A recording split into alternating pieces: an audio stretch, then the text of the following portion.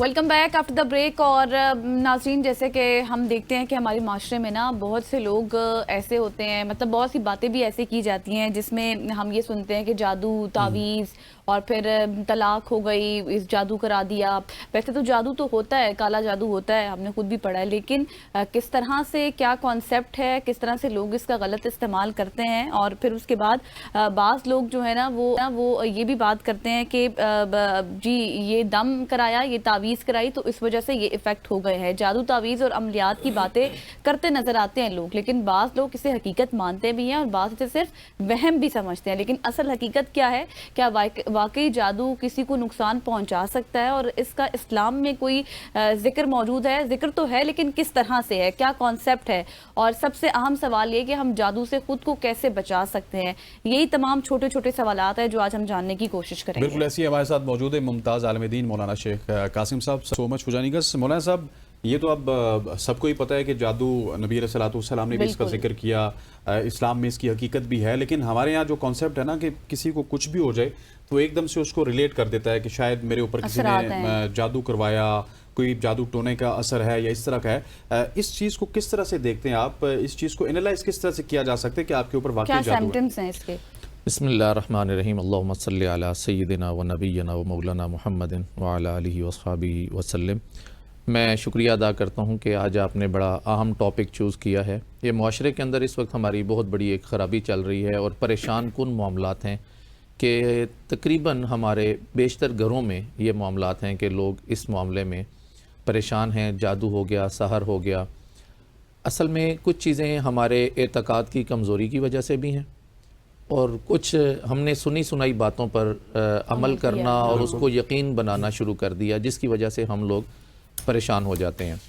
تو جادو کی حقیقت بالکل ہے جی, موجود ہے. قرآن کریم میں اس کا ذکر موجود ہے. سورہ بقرہ کی آیت نمبر 102 میں اس کا تفصیل سے ذکر آیا ہے. اور اس کے علاوہ بھی آپ حضرت موسیٰ علیہ السلام کے واقعات پڑھیں تو اس میں بھی آپ کو سحر کا یہ ملے گا کہ جادوگروں سے ان کے جو مقابلے ہوئے.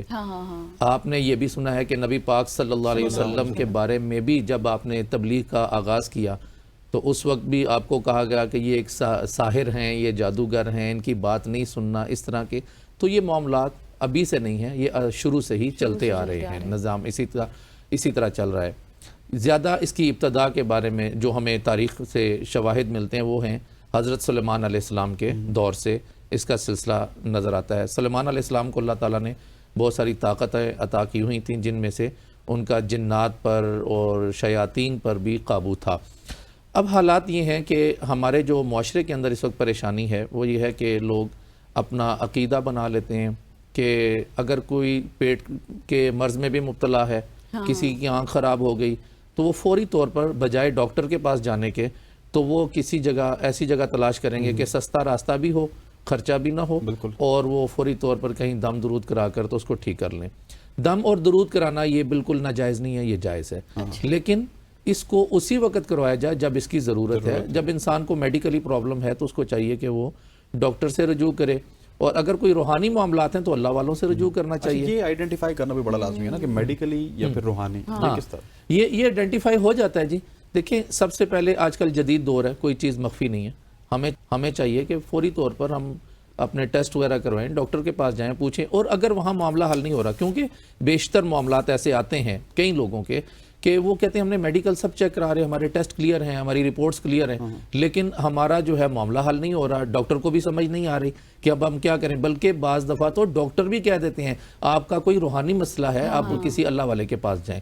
تو یہ قرآن کریم کے اندر اس کے حل موجود ہیں. نبی پاک صلی اللہ علیہ وسلم کے حوالے سے آپ نے بات کی, آپ صلی اللہ علیہ وسلم کی ذات پاک پر بھی ہم نے کتابوں میں پڑھا ہے, بخاری شریف میں بھی موجود ہے کہ اس طرح کا عمل کیا گیا. اور آپ کو اللہ تعالیٰ نے خود قرآن کریم میں اللہ تعالیٰ نے آیات بیان فرمائی, اور اللہ تعالیٰ نے آپ کو تعلیم دی کہ آپ جو ہے چاروں قل جو ہیں آخری اس کو پڑھیں اور پڑھ کر اس کو پانی پہ دم کر کے پی لیں.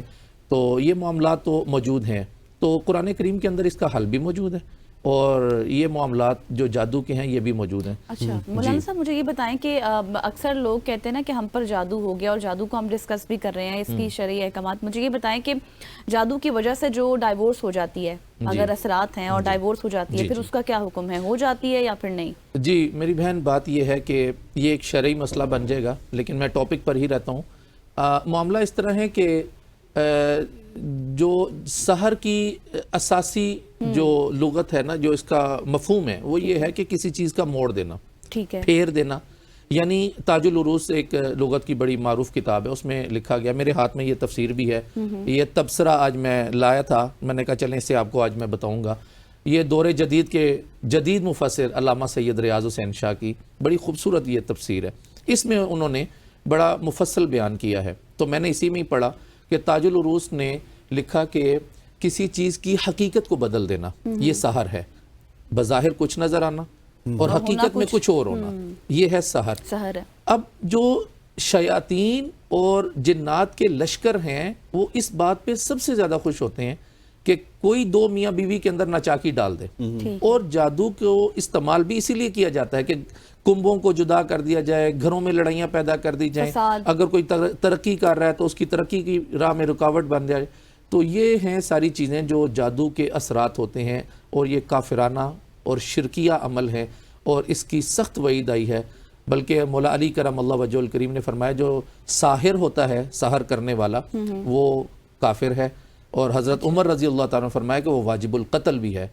بلکہ فقہا نے بعض جگہ پر یہ لکھا کہ اگر کسی شخص کی موت ہو جاتی ہے کسی کے جادو کی وجہ سے، تو اس شخص کو اس کو قتل کیا جائے گا، ساحر کو قتل کیا جائے گا. ہاں جی، آپ نے پوچھا کہ یہ میاں بیوی کی جو طلاق ہے، دیکھیں اگر یہ ایک متفقہ سا مسئلہ ہے. اگر ایک شخص مبہوت الحواس ہو گیا اور اس کے حواس پر قابو پا لیا گیا، کیونکہ جادو میں ہوتا ہی یوں ہے کہ آپ کے حواس پر نفسیاتی حربوں سے قابو پا لیا جاتا ہے اور آپ اپنے آپ میں نہیں رہتے. تو اس دوران جب آپ کا دماغ حاضر نہیں ہے اور آپ سے کوئی ایسا عمل ہوا ہے تو اس کے آپ ذمہ دار نہیں ہیں. ٹھیک ہو گیا، مطلب کہ وہ طلاق نہیں وہ طلاق نہیں ہوگی. ٹھیک ہو گیا جی. Maulana sahab thank you so much for joining us. Maulana Sheikh Qasim صاحب ہمارے ساتھ موجود تھے. خواتین و حضرات، آج کے صبح کی سوچ سے اتنا ہی. مجھے غزل کو ہماری پوری پروڈکشن ٹیم کو اجازت دیجیے. اللہ نے کے بعد.